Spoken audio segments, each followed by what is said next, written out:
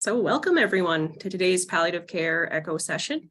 It's really an honor and a privilege to be hosting today's national session alongside my colleagues at the Center for Education and Research on Aging and Health, or CERAH, as we like to call it for short, and we're at Lakehead University.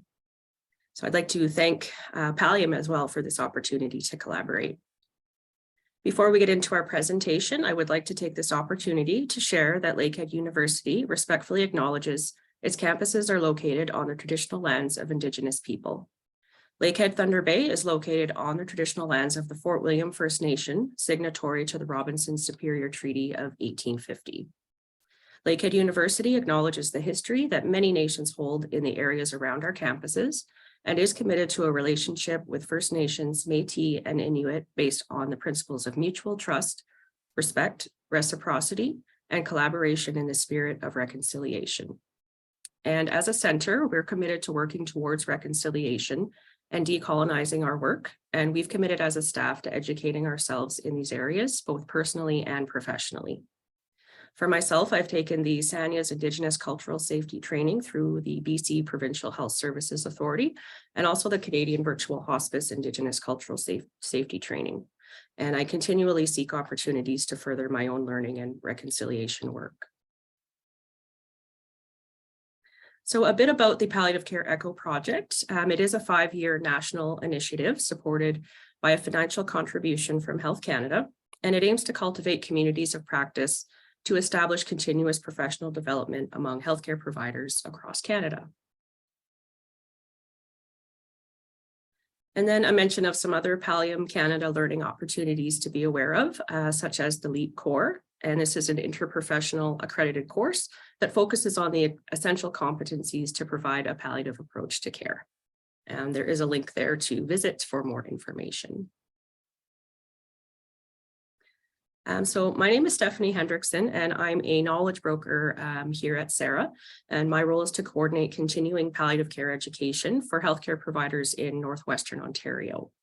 I have also been in the role of an Echo Hub coordinator for the Northwest Regional Palliative Care Program's Echo Hub, a partner of the National Palliative Care Echo Project. And my wonderful colleagues, Holly, Jessica, and Kassandra will be introducing themselves to you all momentarily. So regarding disclosures, Pallium Canada is a not-for-profit organization funded by Health Canada. And in addition, please also find on the slide there the disclosures for all of us participating as presenters in today's session. And just in terms of housekeeping for today, we do ask that you use the chat function for any comments. And if you have a question, please use the Q&A function. We'll do our best to address all questions by the end of the session. And the session is being recorded and will be sent out to everyone who registered within the next week. So with all that preamble being said, I would like to now hand it over to Holly Prince. Bonjour, everyone.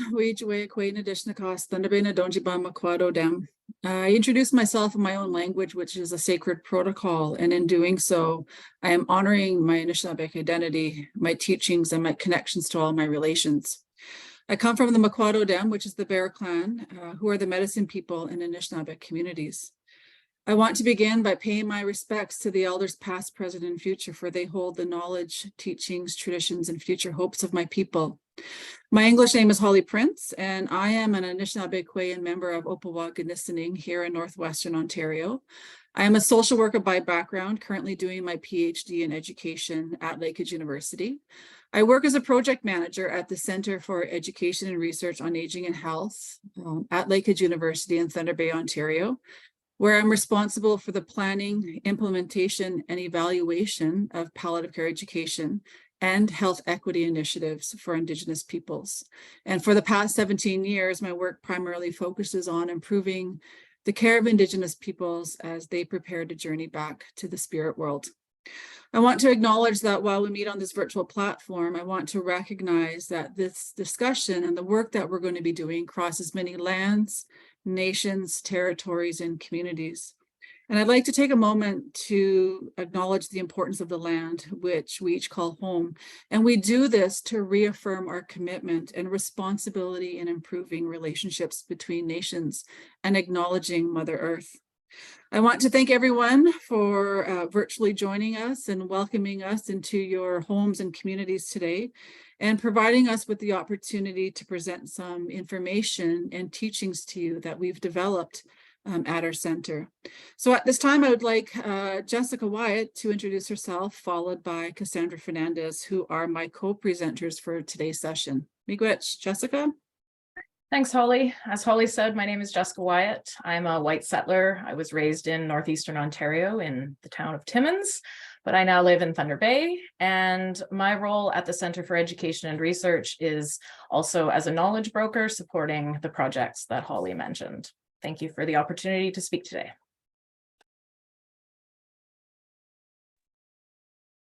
Good afternoon, everyone. My name is Cassandra Fernandes. Also a white settler, Portuguese descent. I'm the first Canadian in my family. I'd like to acknowledge as well that unlike my colleagues currently, I'm not situated in Thunder Bay. I'm actually in Cambridge, where my family is and is from, which is land traditionally held by the Haudenosaunee, Anishinaabe, and Neutral people. I am a curriculum developer at the Center for Education and Research on Aging and Health at Lakehead University, but I'm also concurrently a PhD candidate at Western University in London, Ontario. And my role in the work at the center and on this project is to develop culturally relevant education and work with Indigenous peoples and communities to promote quality of life at end of life. Miigwech, Jessica, and Cassandra. So just a little bit about some of the information that we're going to present to you today. So at the Center for Education and Research on Aging and Health at Lakehead University, we hold the Indigenous Peoples Health and Aging Division. This division seeks to focus on creating opportunities, education, and research that enhances health equity for Indigenous peoples, and also creating space to amplify Indigenous peoples' voices through things like knowledge translation and developing programs and developing education. So I want to begin by talking to you a little bit about our curriculums that we have developed. So at our center, we develop curriculums based on identified needs from Indigenous peoples and Indigenous communities. And back in 2009, we recognized the lack of culturally relevant palliative care education for Indigenous peoples. And so when working with Indigenous communities and Indigenous peoples, elders, we created the Palliative Care for Frontline Workers in Indigenous Communities workshop. This is a workshop that we deliver in person and online that focuses on 8 modules centering around providing an introductory to palliative care for Indigenous peoples. Based on that, we have also developed additional resources like Preparing for the Journey, which is a resource manual for caring at the bedside that accompanies our curriculum. But what we had noted in the work that we do is that community caregivers were missing and absent from some of these knowledge translation activities that have been developed and that we were currently doing. So I want to begin by explaining a little bit about our title and our logo for this curriculum that we're going to talk to you about today. So the title, Walking Alongside, was actually provided to the team by Elder Kathy McLeod-Beaver, who really describes the important work that we as community members do in journeying with people when they're sick. As this curriculum is about community and community members, we wanted to make sure that the family and community were represented in the logo, which is shown by our diverse group of little people, including the little purple person who is a child, to really recognize that it represents people of different colors and ages and stages of life. The very spiritual aspect of caregiving from an Indigenous lens is represented by the eagle feather, as the eagle is representative of that being that brings our prayers back to Creator. This curriculum supports people through that path of life continuum within chronic disease management and all the way to end of life. And as such, the logo is shaped in a circle, which represents wholeness. And to see in a circular manner is to envision the interconnectedness and interdependence within life. The wholeness of life is a circle of life. And so lastly, the colors in the background represent a sunrise, which represents the beginning of the life, or sunset as the end of life. Next slide, Jessica, please.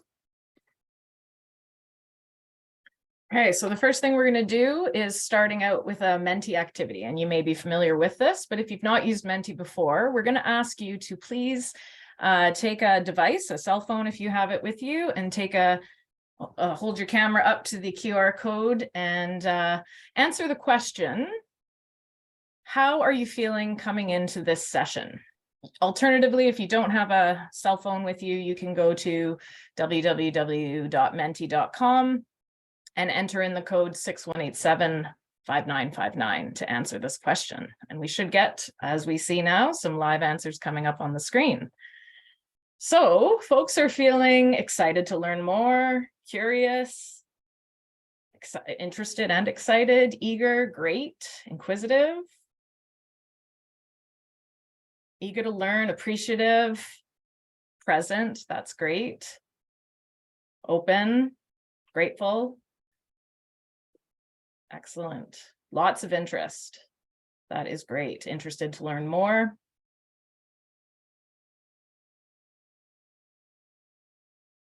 Respectful, open, feeling all right. I'm also just feeling all right.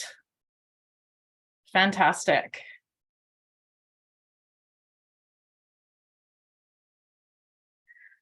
Good. I'm glad that this tool is working for folks, and this will continue to populate as we move on. We're going to be doing some more Menti activities throughout the presentation. So thank you everyone for getting familiar with how to use this tool and for answering the question for us. Thank you. So in developing this curriculum, we would like to say miigwech to the St. Elizabeth Foundation and Mama-Wesing North Shore Community Health Services for allowing us to adapt and incorporate slide decks created within their Caregivers curriculum. And in addition, we would like to acknowledge the St. Elizabeth Foundation for providing us with permission to incorporate videos and print resources from their SE Health website. Also, Canadian Virtual Hospice's livingmyculture.ca project for allowing us to use videos, as well as their Coming Full Circle document. We'd also like to thank and acknowledge the Curriculum Advisory Committee, which consisted of Elder Geraldine Smith from Peguis First Nation, along with the Indigenous and non-Indigenous health and healthcare providers who reviewed the curriculum and provided feedback on the content and the process, and helped with ensuring that the curriculum was culturally relevant and met the needs of communities that they work with. We also want to thank individuals who contributed to the Preparing for the Journey, Caring for Indigenous Peoples Who Are Seriously Ill manual, and as well Indigenous Services Canada, Ontario region, who provided the financial support for this project. The learning objectives you can see on the screen. We're going to review the process undertaken by our team to create the culturally and community appropriate caregivers education, as well as explore the newly developed curriculum and identify ways that it can be incorporated into practice. So I want to begin with a story, and normally through echoes we would call it a case study, but I'm going to call this a story. And this is a story about Josephine. Josephine is a 73-year-old woman from a small First Nations community in Northern Ontario. Her primary language is Cree, but she also speaks English due to her early experiences in the Indian residential school system. She follows both traditional Christian teachings and beliefs, and she comes from a large family whom all live in the community. She's a widow, and she has 5 adult children and 9 grandchildren. Josephine was diagnosed with diabetes in her early 40s. She was managing her diabetes with metformin until a few years ago when she needed to start taking insulin. She also has arthritis and asthma, both of which impact her activities of daily living. Her 2 oldest grandchildren spend much time at Josephine's house, helping their grandmother out with household chores and taking turns bringing her to her doctor's appointments. Josephine has been receiving support from the First Nations Inuit Health Branch's Home and Community Care Program since she was about 65, when her care needs became more than her family could support on their own. She received some PSW support along with homemaking services. She is also in regular contact with the home care nurse who visits the community once a month and with her diabetes educator. The visiting doctor has been talking to Josephine about her wishes for future care, including what would happen if dialysis was needed. Josephine has indicated that she wants to stay in the community and continue to be cared for by her family, community, and local healthcare providers. And although there are limited health services and healthcare providers in her community, she feels that her community provides her with access to land, traditional medicines, ceremonies, and spiritual and social support. She is not interested in exploring having to leave the community to receive care. In particular, she doesn't see herself in the tools and resources and services that external healthcare providers give her, and she feels that the services are not culturally appropriate.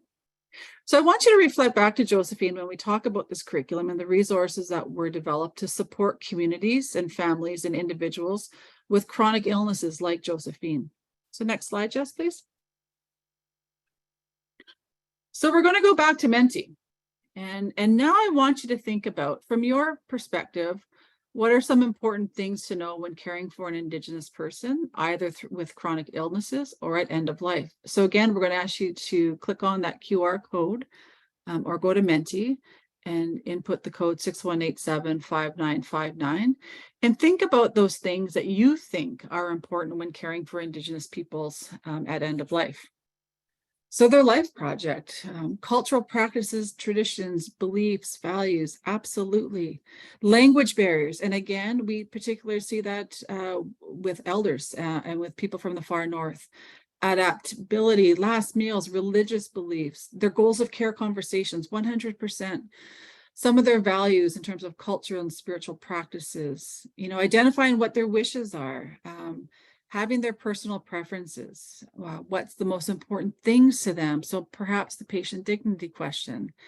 So we're going to talk about some of these things, and we're going to go through some of these things that may be of value, may be of importance, maybe things that we need to look at supporting better when we're working with Indigenous peoples, in particular those with chronic diseases or those who are transitioning towards end of life. So miigwech, Jessica. So next slide. So one of the things I want to highlight is when we're developing curriculum at our center, there's a couple of things that we do and a couple of things that we keep in mind around these foundational teachings when we build and when we develop processes for providing education to Indigenous peoples. It's important to recognize that Indigenous peoples' worldviews when creating tools and resources, to take those into consideration and to come from that grassroots perspective when developing resources. And in particular, really the discussion around how Indigenous peoples view health, wellness, and balance of particular importance. So from this perspective, we really recognize the interconnection and interdependence of the spirit, emotion, mental, and physical aspects of health, and in turn, caregiving. So there is also a recognition of the importance of family and community who are there to support individuals in their journey. So there's several shared foundational principles within Indigenous worldviews which frame how we view ourselves, our role in this world, and our connections and relationships. So when I speak of Indigenous peoples, I recognize First Nation, Inuit, and Métis nations and understand and recognize that there are varying beliefs and values even within those groupings of individuals. So, but what we see is that there are some foundational teachings within these worldviews that are common across these nations. And really, it represents our collective responsibility as Indigenous peoples in caring for people who are sick in our community. So we talk about the importance of spirit. So we are spiritual beings first, and we're having a human or a physical experience. So as such, the spirit is really at the center and works in relationship to the body and mind. We also envision our life as a circle, which is synonymous with wholeness, and everything in life is interdependent and interconnected with one another. We also believe that life exists on a continuum whereby our experience of living in this world is understood as a journey, of the spirit really moving through these stages of life, and that the final stages of life here on earth is about preparing to go back to Creator. We also talk about the concept of all my relations. And when we think about that, what it means is that we are all related to one another because we all have the same mother, Mother Earth. And within Indigenous communities, the concept of all my relation also extends to the concept of kinship and that collective accountability and responsibility to care for one another. So now I want you to go back to Menti again. And I want you to think about some examples of tasks that you feel that family caregivers would be involved in when caring for someone at end of life. So what would be some of those tasks that you would see family or community caregivers involved with when caring for someone at end of life? So bathing, eating, yeah, those physical tasks, cooking, providing that emotional support. You guys are on top of this. Grooming, good mouth care, 100%. We know that that's a really important step, especially when the person is not able to eat or drink anymore. Praying, attending to that spiritual needs, looking at those legal aspects and how can they support that individual, participating in traditional ceremonies, things around personal care plan, praying. Somebody put in the chat, communicating with the healthcare team, holding space. I love that one, holding space and creating that space for that individual to go through this process, supporting them, providing education, providing medication, emotional support. So these are all examples of tasks. So when we were thinking about creating this curriculum, we really wanted to identify things that we could do to support families that were caring at the bedside, community members who would also participate in many of these things, like providing emotional support, like spiritual support, like social support. But we also thought about what is the education that healthcare providers need, who may be new to this field, who may not have a lot of experience with this. So miigwech, everyone. So this is a diagram, and it's an adaptation of the Indigenous Wellness Framework. So the Indigenous Wellness Framework was developed by a research team within the field of addictions and mental health, but it's really applicable in our discussions about caregiving for those who are seriously ill. So when we create our curriculum, this is kind of our touchstone when creating these resources. So what the Indigenous Wellness Framework describes, it describes well-being as really coming from a balance of 4 kinds of wellness, and each kind of wellness creates key outcomes. So the first is when you're looking at that spiritual wellness, it creates hope.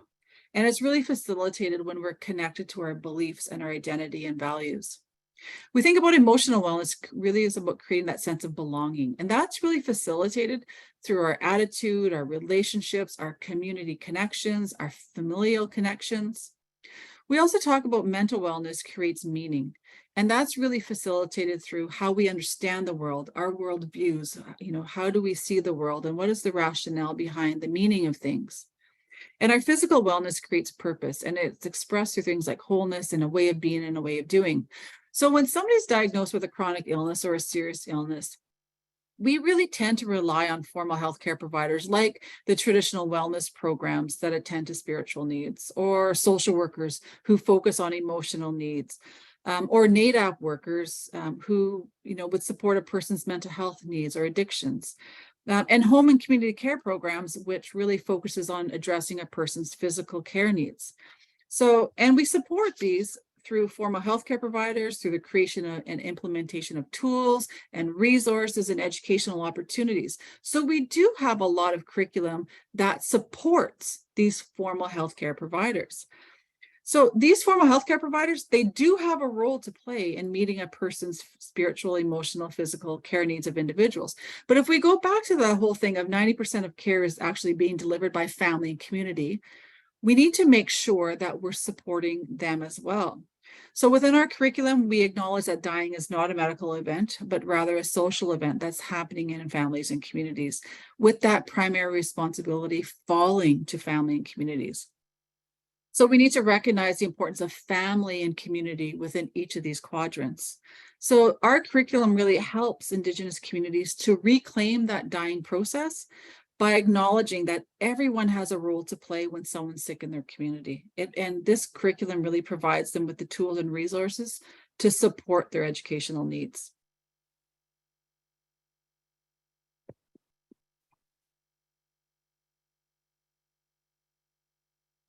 The purpose of the Walking Alongside Indigenous Peoples Who Are Seriously Ill Education for Community Caregivers curriculum is to provide healthcare providers with tools and resources for delivering community-based education to families and community members caring for people who are seriously ill.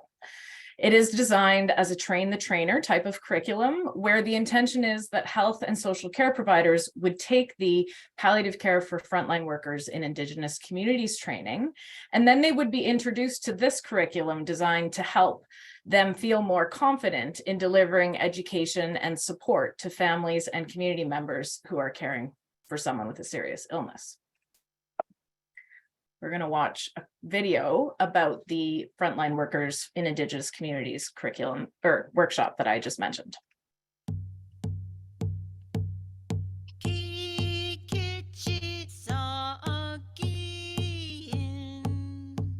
In response to the need for culturally relevant palliative care education, the Centre for Education and Research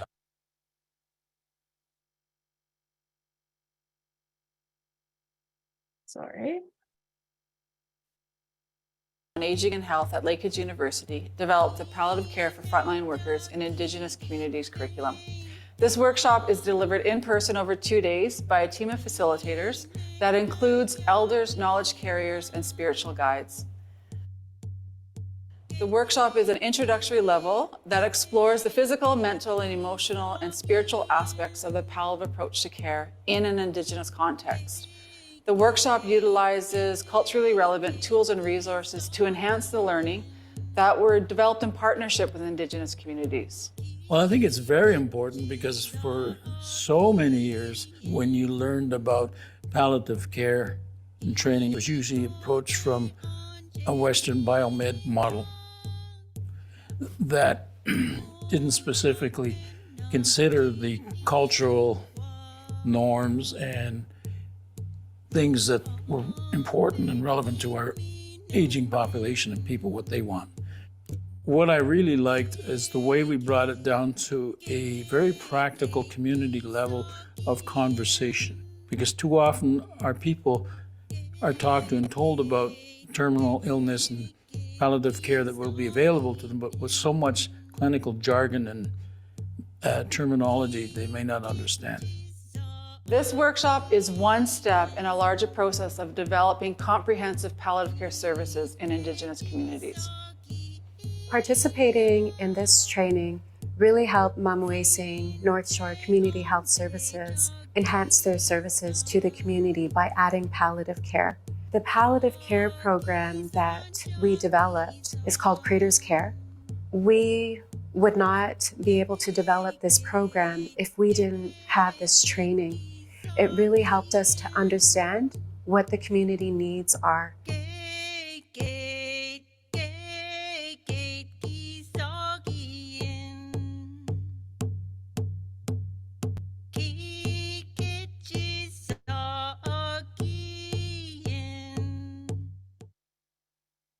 So the curriculum may be of value to healthcare providers who want to create awareness in the community about chronic disease management, or they want to educate people about advanced care planning, or have other healthcare providers who are new to the field or need some guidance in developing a care plan. Could also have a family or community caregiver who has questions about caregiving, or who would benefit from instruction in learning particular skills at the bedside.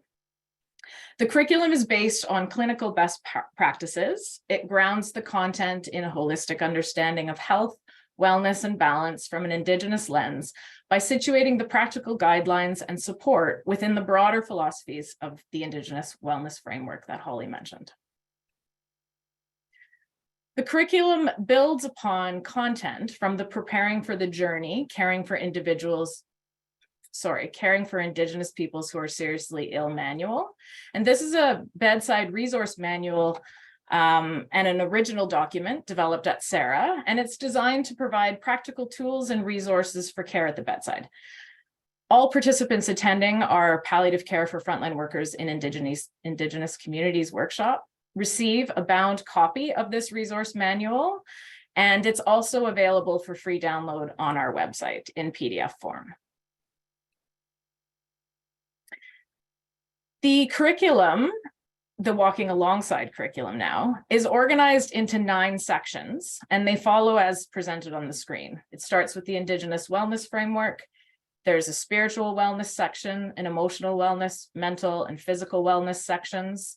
The physical wellness section is also broken down further into 4 other sections for helping people move around, personal care, pain, and managing other symptoms. Followed by a making your wishes known, developing a care plan, the palliative approach to care, and finally, last weeks or days of life.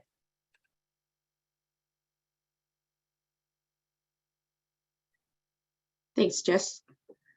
I'm just going to go over what's included in the curriculum document, as well as just what the different types of resources that we refer to look like and what kind of content they cover. So within each of the 9 chapters that Jessica had just mentioned, each of those topic areas have slide decks with speaker notes associated with them, as well as different supporting resources, including videos, handouts, pamphlets, and activities that are all intended to support the topic that is being discussed. So the resources and the slide decks as well are intended, for the most part, to be directed towards community caregivers. There are a few slide decks within and a few other resources within the curriculum that are specifically intended for healthcare providers to use to instruct or train other community caregivers, including elder support workers, respite workers, homemakers, not necessarily family caregivers, just based on the scope of the demonstrations or skills that are required to enact those particular things. We can move on to the next one, and I'll talk about each of the resources and involved in the curriculum. So beginning with the slide decks, each of the modules will have a slide deck that is available in, here is, I'll add it right here. I have the link to where you can get access all of this curriculum, as well as the full document, as well as each of the individual resources can all be accessed easily on the website that I included in the chat there. So this is just an example of one of the slide decks from the physical wellness section, managing illnesses and conditions. This one's specific to cancer, but there will contain a full slide deck through a PDF version, so it's able to be presented no matter if you actually have PowerPoint or not. And it includes different types of information, whether it's through to understand a concept, to demonstrate or provide skills, or to, and also it relates everything back to the Indigenous Wellness Framework. Next slide. So in addition to the slide decks in PDF form, there also are included the full speaker's notes with each of the slide decks. So if the person in the community would like to, they could provide it as a full presentation, or it can be used to reference just in this PDF form, because all of the details that are intended to be presented are also expanded on in the notes throughout. So anytime that there would be any concept explained on a slide, we go into a little bit more description in the notes section, and that's all available for each of the slide decks of each of the chapters.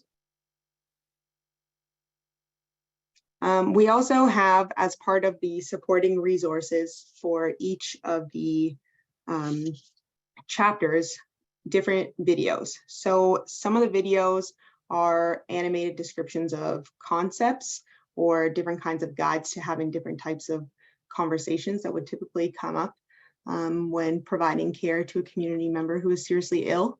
There are also different videos that have been carefully curated and selected to be viewed that provide either more information, that use Indigenous voices and stories told by people with lived experience to either explain concepts or to kind of provide some context into the different experiences people can have at end of life, as well based on the content of the Preparing for the Journey manual that Holly had mentioned earlier. We have developed some demonstration videos that particularly around helping someone move around. So those would be located in that part of the curriculum under the physical wellness section. I'm trying to see if we may have time to view one of the videos that we developed. You can go ahead. If it gets choppy, then I also have it on my end, Jess.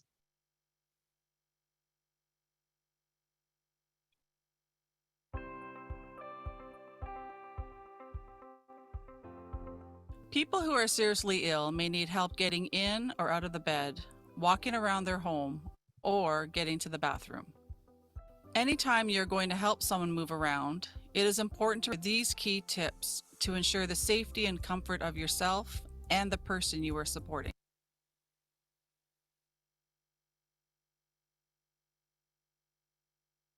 Cass, can you maybe share yours? Where the person is and where you want to go.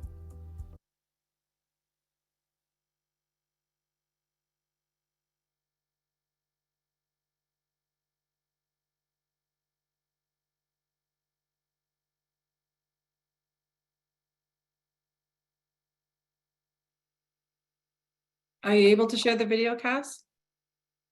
You're just on mute. Someone has to let me share.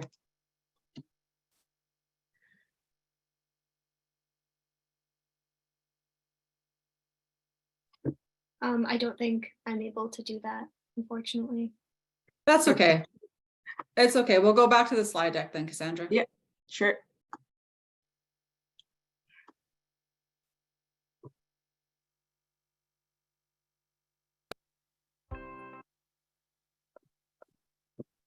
So in addition to the video demonstrations that we have developed, we also have other video demonstrations that to support the curriculum in different ways. For example, wound care and different other, other physical wellness demonstrations that may be helpful for community caregivers at the bedside. Handouts are another resource that is included in the curriculum. So within each of the modules, there are some type of handouts. Some of them, like you see on the left from the St. Elizabeth Care Channel, are resources that we looked at and thought would be relevant for people to use either at the bedside. They could be used as posters, we also have developed our own based on our curriculum that might be helpful for guiding conversations or different kinds of resources that could be given either to the seriously ill person and or their family members. And finally, we have activities. Pamphlets. Pamphlets go very similarly. We've come up with different kinds of, through the end of life care and First Nations communities project, and we've updated them to suit our curriculum, and they are also available on the website and within the document.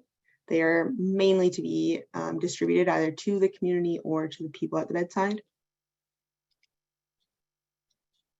And we also have activities. So the different types of activities mainly involve different types of discussions. So there's something where there's different kinds of questions to go through, and it involves actually either answering them physically and writing them, or just prompts to guide different discussions, or for different to guide planning and developing care plans at end of life.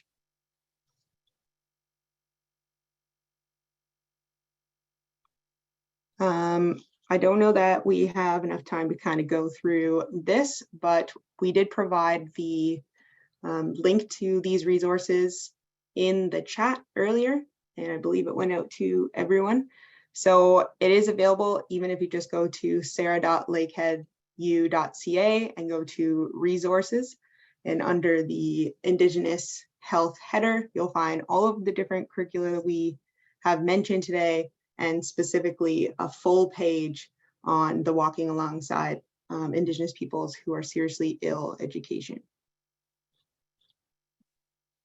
So one of the things I want to say, and there's been a couple of mentions of this in the chat. So again, this is when we were designing this curriculum, we wanted to recognize that in Indigenous communities, community caregivers means different things for different communities. So when we were designing the curriculum, we were looking at how healthcare providers can train other healthcare providers. So if it's a community health nurse or a home care nurse or a health director or a community health educator, if they have some skills and knowledge in chronic disease management, if they have some skills and knowledge in palliative care, how could they then teach other healthcare staff around some of these topics that we discussed?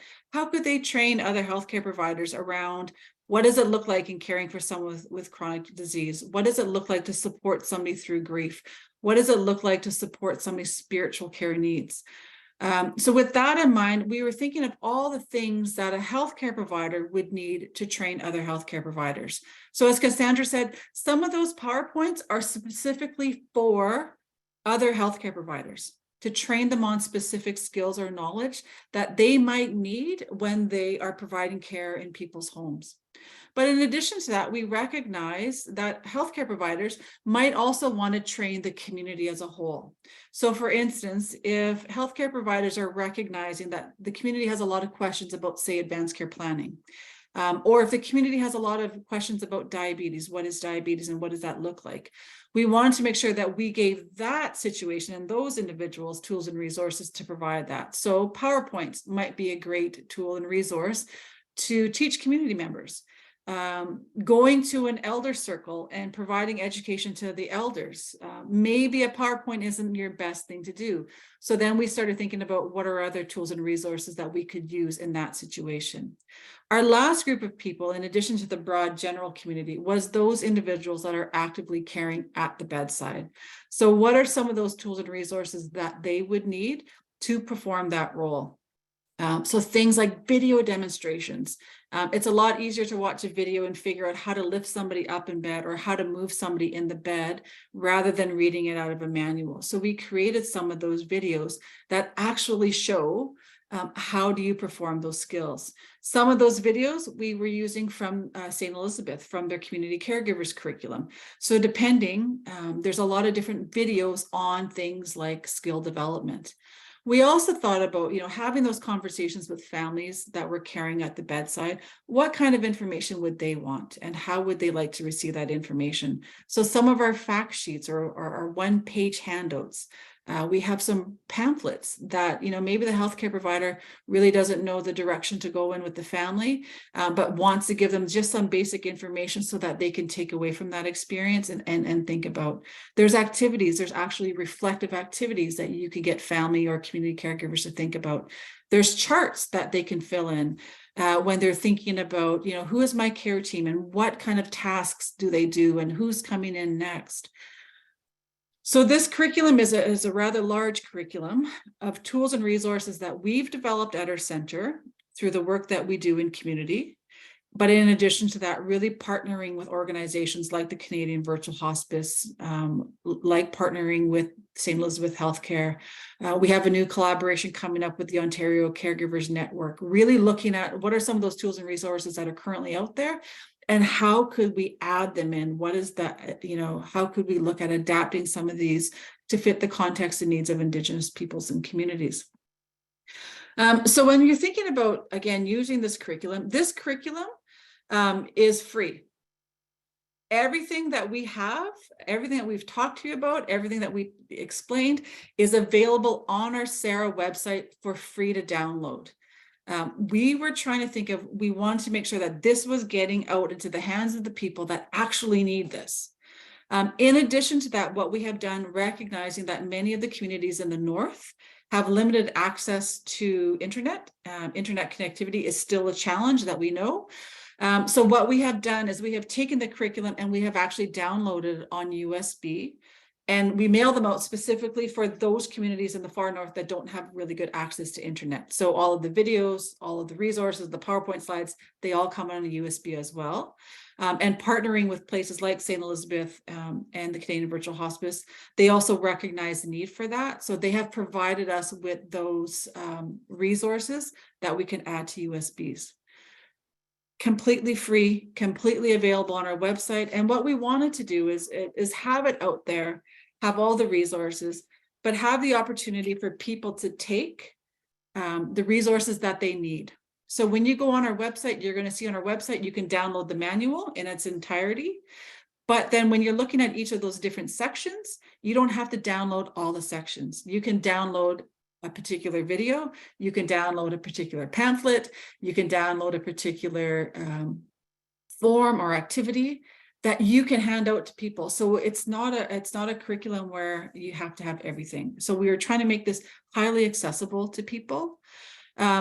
With that being said, this is a living curriculum. It's a living document that's going to be constantly be added to, enhanced.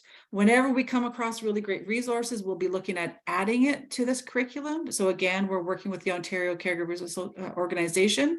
We're looking at some of the resources that we don't actually have in our curriculum. We're going to add it to it. So several times throughout the year, we will be updating the website. We will be updating the resources. So again, if there's any great resources that that you think would be a great fit, please let us know. One of the things we always do, though, is when we do have resources that are going to be added, we put those resources back to our advisory committee to ensure that they are culturally appropriate and relevant for the communities that would be accessing these documents. So it's a living document. There's a ton of resources. I really encourage you guys to take a look at it. Keep an eye out for it because we're going to be constantly updating it as well. The video creation of the skills that Kassandra was telling you about, the ones that we just developed. We had Indigenous healthcare providers, elders participate in those video developments. It was a lot of fun. It was a great opportunity to really see ourselves as Indigenous peoples in tools, in resources, recognizing that when we see ourselves in tools and resources, it's that cultural relevancy that we are really missing from more of those standardized or westernized tools and resources. So I want to conclude before we take a look at if there's any questions. I want to go back to Josephine's story. So Josephine, as we know, her community has a very limited access to healthcare providers and services. This is a really common experience across Indigenous communities. The Home and Community Care Program currently supports most of Josephine's care. And the home care program consists of a home care coordinator, who is a personal support worker by background, along with 2 PSWs and 4 homemakers. They have a visiting home care nurse and a community health nurse who comes to their community once a week, 1 week a month, with access to a physician in the community that comes in once a month. So what is important to note is that the home care coordinator is also Josephine's niece, and that over half of the staff within the home care program are all related.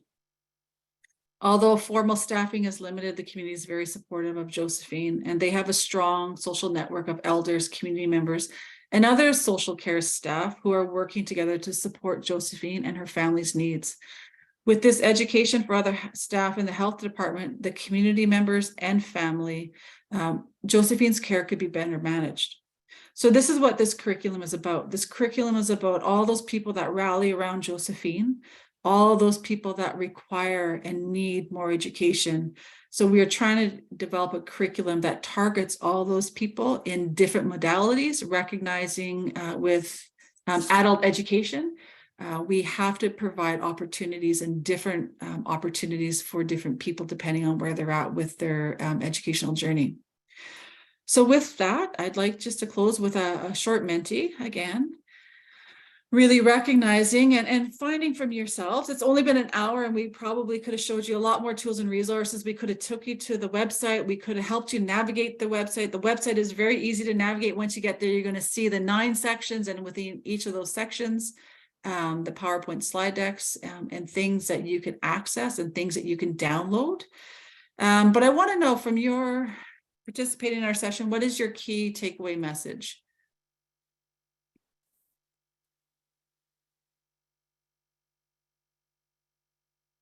And even if you can put that in the chat, what are those key takeaway messages that you received from this education? And while you're doing that, I'm going to go to the chat and see if there's any questions. Sorry, Holly, that last Menti isn't going to run proper, but if folks can use the chat as Holly's suggesting, that's great. So I'm just going to go back up in the chat just to make sure we covered all your questions. So again, looking at who the targeted audience for this curriculum is, recognizing the curriculum is already out there. You guys can go there, you can check it out, you can download it, you can download different sections within it. Also recognizing that, oh, somebody already took a look at the thing at our curriculum. If you have any questions, you can definitely email me. You can email Jessica to really find out what resources are there, how to use the resources. If you have resources that you think could be added, please let us know. I know Pallium will be also sending out a list of all these websites that we talked about and sharing that information with you as well. The Preparing for the Journey document, again, that is a fabulous resource for many of you who know about the Caregiver's Guide, which was developed through St. Lazarus and CHBCA. Our Preparing for the Journey, a lot of the resources that we use in our Preparing for the Journey do come from the Caregiver's Guide, so take a look at that. That's available for download, and people can print off as many copies as they would like. And if anyone's interested in the palliative care for frontline workers in Indigenous communities workshop, you can definitely email Jessica. We're currently delivering that with a contract with Indigenous Services Canada in Manitoba, in Ontario. So again, these are things that are out there that are currently available to people. And Cass and Jess have been putting some of the links in the chat. So if there's any other questions that you have, please let us know. If not, I can hand it back to Stephanie.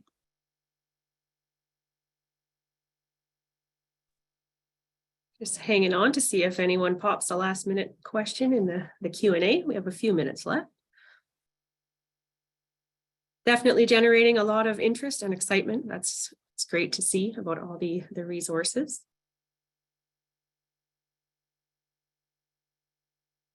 Excellent presentation. So I'd like to take the opportunity to thank everyone for being here today and joining us on behalf of Pallium and CERAH. As you've been seeing in the chat, if you could take a moment to fill out the session evaluation, it would be greatly appreciated. The link's been posted a few times. They're saying an hour is not enough. We could have kept going for sure, Holly and Jess and Cass. So thank you, Holly, Jess, Kassandra, for an excellent presentation, and also once again to Pallium Canada for collaborating with us today on this session. I do also want to give a shout out to the Northwest Regional Palliative Care Program at St. Joseph's Care Group for supporting the ECHO sessions that we've been able to run over the past 2 years as well. So I'd just like to once again thank everyone for being here today, and I hope you enjoy the rest of your day. Miigwech, everyone. Bamapi.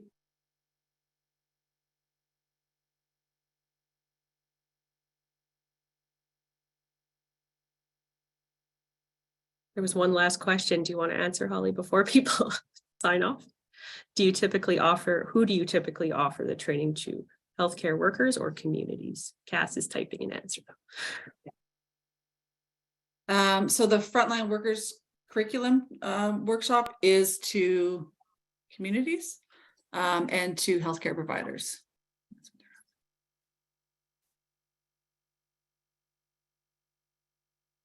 Miigwech.